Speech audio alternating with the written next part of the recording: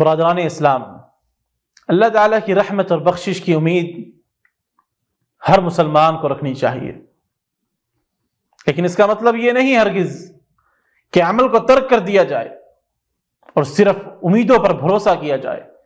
امام طبرانی رحمہ اللہ نے اس حقیقت کی جانب اشارہ کرتے ہوئے فرمایا: ان قوما الہتہم امانی المغفرہ ورجاء الرحمہ حتی خرجوا من الدنیا ولیست لهم اعمال صالحہ۔ بعض لوگ مغفرت کی امید میں ایسے مشغول ہوئے کہ اعمال صالحہ کو ترک کر بیٹھے اور دنیا سے اس حالت میں رخصت ہوئے کہ ان کے پاس نیک اعمال کی صورت میں کچھ بھی نہ تھا۔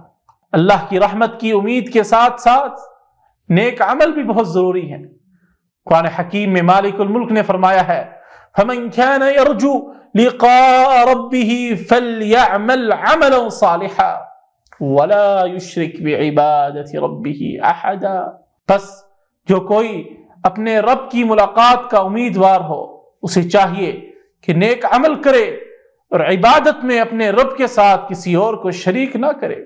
اس کا مطلب ہے کہ ایمان کی تکمیل کے لیے عمل صالح اور توحید لازم و ملزوم ہے۔ امید کو عمل سے الگ کر دینا ایک خطرناک راستہ ہے جو انسان کو خسارے میں ڈال سکتا ہے۔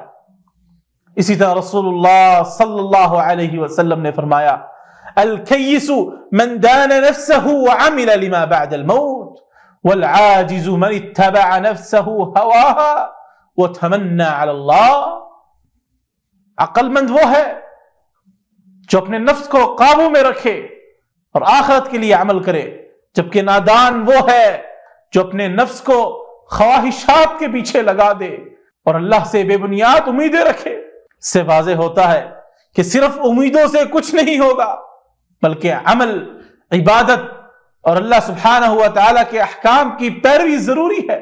مالک الملک سے دعا ہے کہ اللہ سبحانہ و تعالیٰ ہمیں سچی توبہ اور نیک اعمال کی توفیق عطا فرمائے، ہمیں موت اس حال میں دے کہ ہم لا الہ الا اللہ کا کلمہ بلند کر رہے ہوں۔ وما علینا الا البلاغ المبین۔